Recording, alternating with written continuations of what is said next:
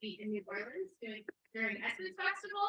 Ooh. Then be in Las Vegas. We're then gonna hit the road to Martha's Vineyard, Okay. New York Fashion Week, Tulsa, and Los Angeles. So make sure that you stay with us all year long. But today, I am so excited to kick things off with my good friend, strategist, author, executive.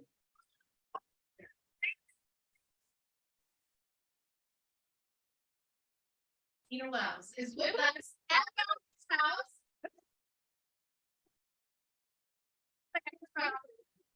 I'm not mom. But I'll wait.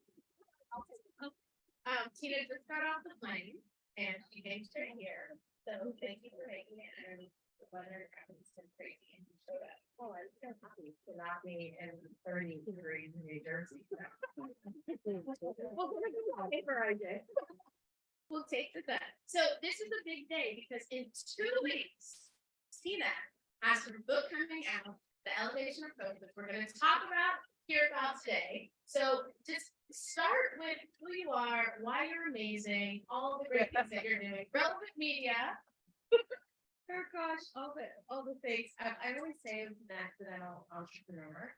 I started my first company when I was 16 years old. Definitely didn't know about business. I wanted to be a fashion editor and applied for a job as a product review editor, and that turned into market research and I ran an agency for over 20 years. And then, during that time, I had the opportunity to write literary fiction. Really fell in love with it. And about 3 years ago, my dad got really sick.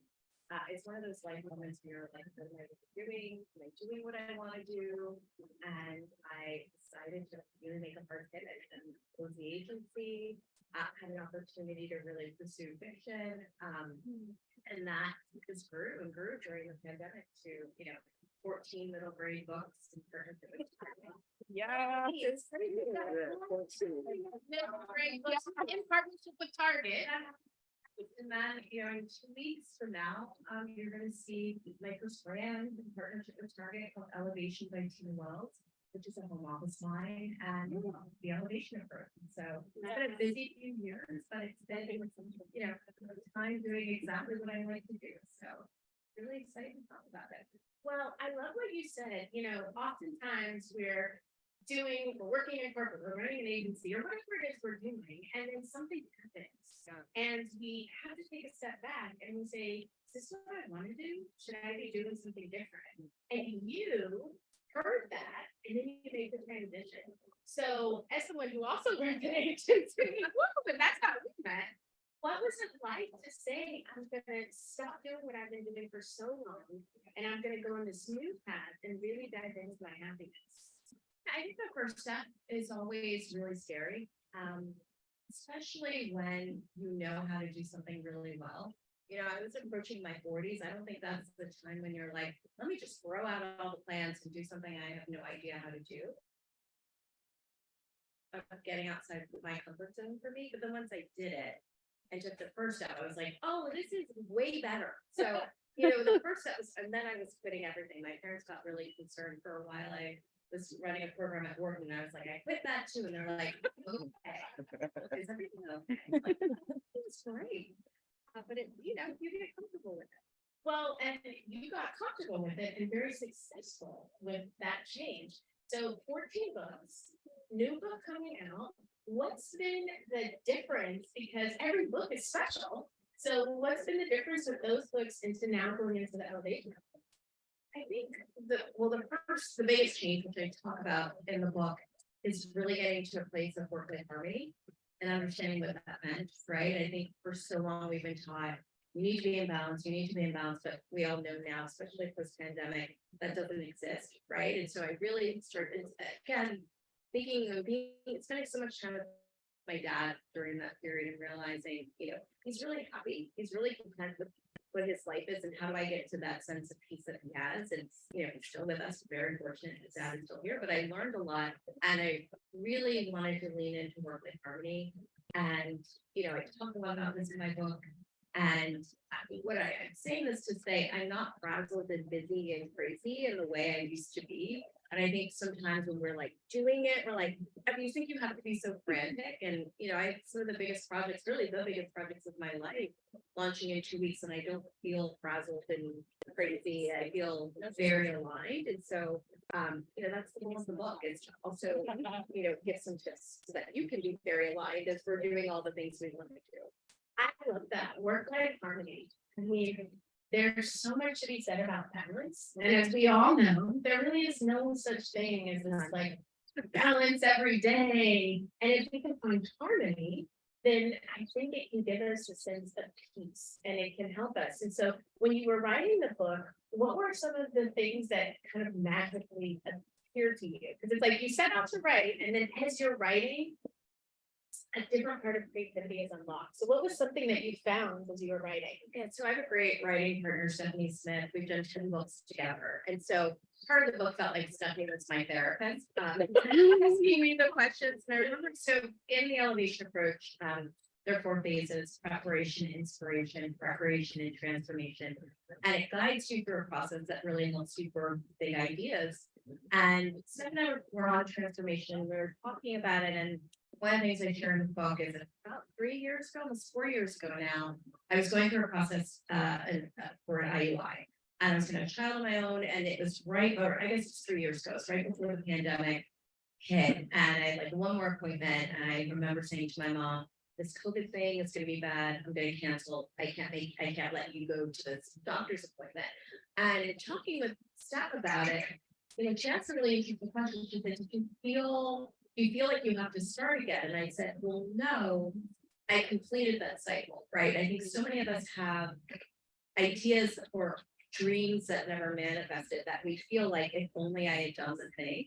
And I realized that since I went through the process and I tried, right, and it didn't work, it's not holding space where I'm not like, I could have a 3-year-old. I'm like, no, I did. And that's really, to me, the goal of the process, is that it helps you work through your ideas, and it doesn't mean that all of them are going to come to life the way that you think they are.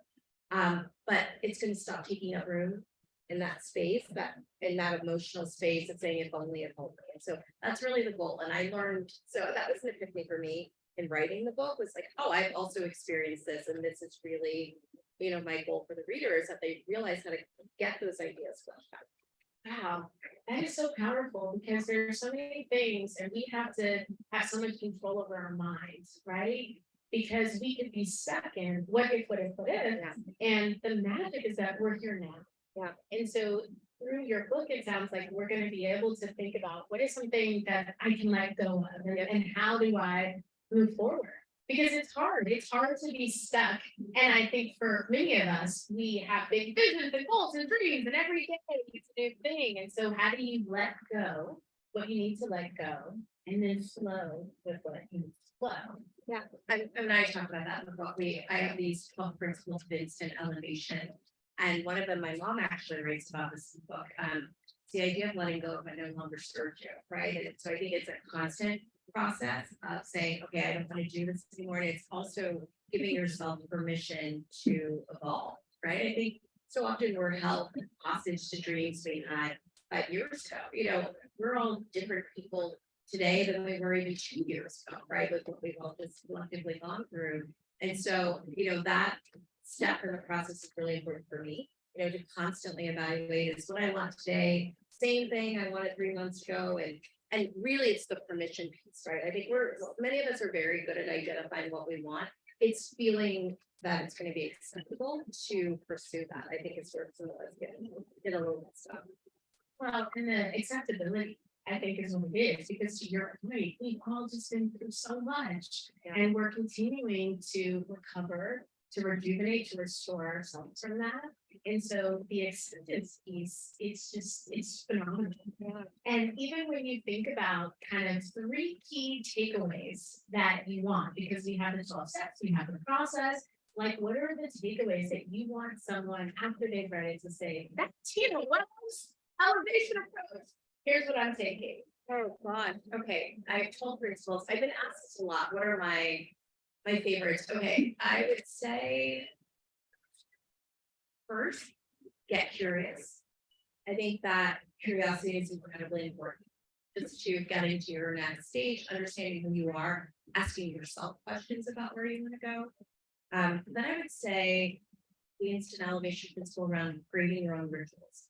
I think that we can often be put in situations where we can be uncomfortable or not feel the most like ourselves. But if you have your set of rituals, those things that you can do every day, no matter where you are, it almost is like hitting a reset. And so I think that's really important. And I would say it's one of my favorites is just really building your tribe. I think we talk a lot about mentors. I think mentors have been the most important people in my life.